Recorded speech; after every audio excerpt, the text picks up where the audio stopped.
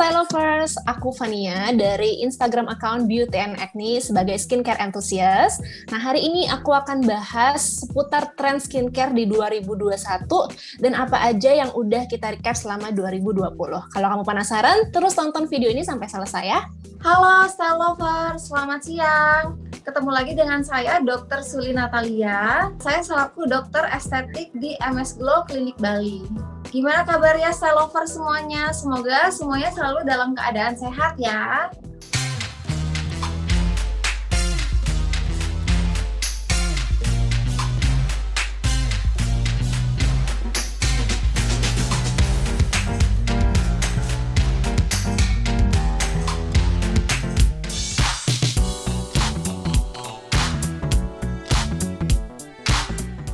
Ya, banyak banget orang karena pandemi, mereka seringnya di rumah, jadi kita lebih banyak skincarean malah. Biasanya kita kalau skincarean kan seadanya, lo udah pagi sampai malam aja gitu. Nah, tapi sekarang kayak aku sendiri tuh skincarean bisa 3-4 kali ya, karena di rumah nggak ngapa-ngapain kan. Jadi lebih banyak coba produk. Nah, yang menarik adalah kan orang mengira pandemi ini kita itu skincare milih-milih kan, tapi yang aku lihat ternyata banyak orang justru di saat ini mereka lebih penasaran, jadi lebih banyak explore brand lain, lebih banyak explore produk lain. Nah, ini menarik karena ya mungkin orang pertama mereka nggak bisa ke klinik untuk treatment kan, jadi mereka akan cari produk-produk yang bisa menggantikan treatment klinik, walaupun nggak 100% bisa sih, tapi mereka akan lebih sering maskeran. Terus kita juga sering melihat ada alat-alat kecantikan kayak misalnya roller, itu juga mulai sering digunakan. Ya animonya seperti itu sih. Ya aku yakin banget sih ini trennya bakal berlanjut sampai 2021. Bakal banyak orang jadi banyak belajar ya tentang skincare ya. Jadi skincare itu nggak cuman kita lakuin seadanya aja, tapi skincare itu mereka lakuin karena mereka mulai mengenal nih kebutuhan mereka apa. Jadi di tahun 2021 akan jadi hal yang mungkin challenging buat brand ya untuk bikin produk yang memang sesuai dengan kebutuhan kulit orang-orang. Kalau animo penggunaan skincare sendiri di masa pandemi seperti sekarang ini justru semakin meningkat daripada sebelumnya. Karena yang kita tahu di masa pandemi ini orang lebih sering di rumah, jadi mereka jarang keluar untuk beraktivitas kan. Tentunya penggunaan makeup akan lebih jarang daripada penggunaan skincare karena kita kan lebih sering di rumah aja. Nah, di sini tentunya skincare sangat membantu dalam supaya nggak bosan di rumah, untuk sebagai me time aja sih selama masa COVID ini. Dimana skincare itu salah satu kebutuhan pokok kita, baik cewek maupun cowok, semuanya perlu banget sama skincare sekarang karena semuanya juga mau cantik, mau ganteng, ya kan?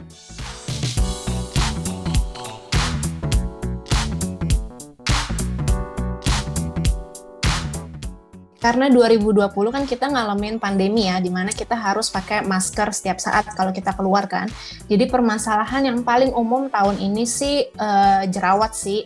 Ada sebutannya kan maskne kan, jadi itu jerawat atau acne yang disebabkan karena masker. Jadi biasanya kalau aku interaksi sama penonton atau sama followers aku di Instagram, biasanya mereka memang concernnya sama jerawat, tapi di area biasa kita pakai masker, area mulut sama area leher, itu sih yang paling umum tahun ini. Kalau untuk anti-aging mulai banyak bahasannya karena tahun ini brand skincare lokal itu banyak ngeluarin serum retinol. Nah, ini yang baru nih. Kalau misalnya tahun lalu kan fokusnya masih calming, mungkin bahasanya masih main aman kali ya. Tapi tahun ini mulai menarik karena justru brand Indonesia lokal itu lagi banyak banget explore retinol sih.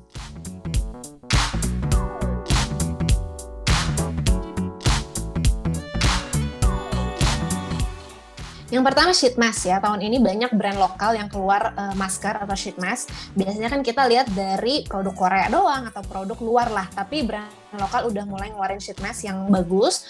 Terus orang juga lebih tertarik sama serum sih, nggak tahu dari dulu ya, karena mungkin mereka pikirannya kalau serum itu persentasenya tuh potent atau kuat kan, jadi mereka suka pakai serum.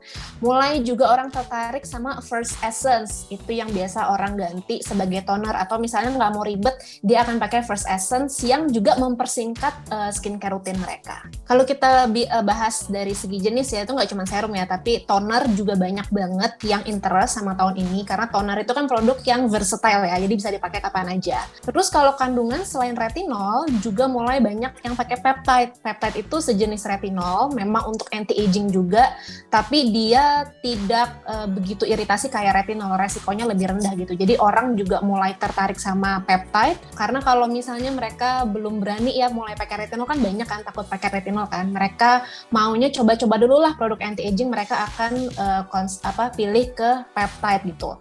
Ingredients lainnya bisa niacinamide, juga banyak orang yang cari, terus Centella asiatica. Kalau Centella asiaticanya kayaknya tuh populer setiap tahun ya, karena itu memang sifatnya kan calming, soothing, jadi orang suka lah, terutama lagi jerawatan mereka butuh ingredients yang calming, soothing kayak gitu sih. Menurut saya lagi hits ya, salah satunya Centella asiatica itu ya. Kemudian dari buah-buahan dan dari tanaman-tanaman juga, karena kita sekarang lebih fokus ke tanaman dan buah-buahan yang berkhasiat untuk membantu melembabkan kulit, menghidrasi kulit, seperti itu. Karena salah satunya seperti Centella asiatica itu kan salah satu tanaman liar yang punya manfaat banyak banget. Di samping kita dapetinnya gampang banget, itu kan banyak kayak ada di tepi jalan, di perkebunan itu kan seperti tanaman liar kan. Jadi gampang banget dapetinnya, tapi khasiatnya luar biasa gitu.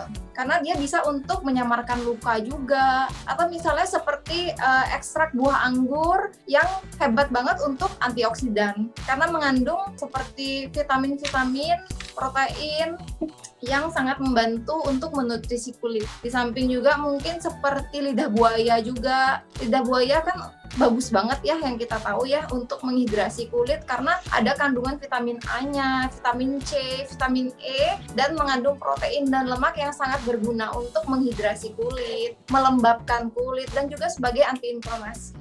Menurut saya semua produk skincare itu saling berhubungan ya, saling membantu satu sama lainnya, karena serum pun sangat penting banget untuk membantu memberikan nutrisi untuk kulit kita. Di samping juga penggunaan toner dan essence itu penting banget juga untuk membantu penyerapan skincare akan lebih maksimal seperti itu. Dan juga pastinya sunscreen ya, karena kulit kita tanpa sunscreen itu nggak bakal bagus sih. Karena di mana yang kita tahu sekarang sinar matahari kan sangat merusak ya, karena mengandung banyak radikal bebas yang sangat mengganggu untuk barrier kulit kita gitu. Karena mengandung UVA, UVB yang nggak sehat buat kulit kita.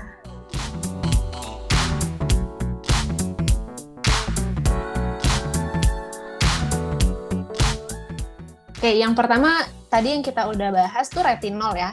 Tapi tahun ini itu retinolnya yang brand-brand lokal buat itu masih kayak cocok buat pemula, jadi retinolnya yang gentle gitu. Jadi mungkin di tahun 2021, tahun depan, brand lokal seharusnya udah lebih berani misalnya ngeluarin retinol yang lebih kenceng gitu, yang persentasenya mungkin lebih tinggi. Dan kalau peptide itu kan banyak banget jenisnya kan, kayaknya tahun depan juga mulai banyak brand yang udah mulai explore berbagai jenis peptide, mungkin peptide yang jarang kita dengar yang mereka masukin di produk skincare mereka. Terus tahun 2021 ini juga mulai tren personalized skincare atau customized skincare. Jadi skincare yang memang dikhususkan untuk kebutuhan kulit kita. Biasanya mereka akan tanya dulu kebutuhan kulit kita apa, alergi kita apa. Nah, mereka akan buat skincare khusus itu untuk untuk kebutuhan kulit kita. Ini menarik sih.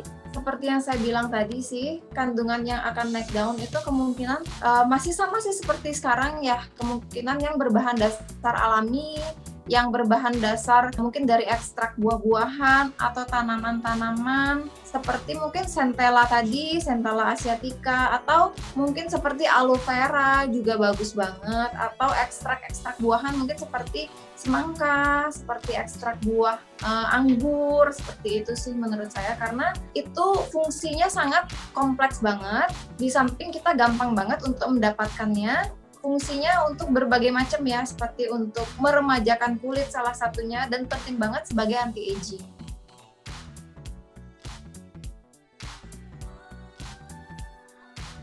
Kalau aku sih sangat bangga ya ngelihat skincare lokal tahun 2020 tuh berkembang banget, bahkan mulai muncul brand-brand baru dan produk mereka itu bukan produk yang asal-asalan gitu. Jadi produk mereka tuh sangat bisa dibandingkan dengan produk internasional. Nah, harapan aku ke depannya adalah brand skincare ini bisa membuat suatu inovasi atau kreativitas baru yang belum pernah kita lihat di brand internasional sebelumnya. Kalau misalnya mereka bikin serum, bikin toner, itu kan memang banyak lah yang bikin kayak gitu kan, tapi mudah-mudahan tahun depan mereka brand lokal Indonesia itu bisa berinovasi lebih kreatif.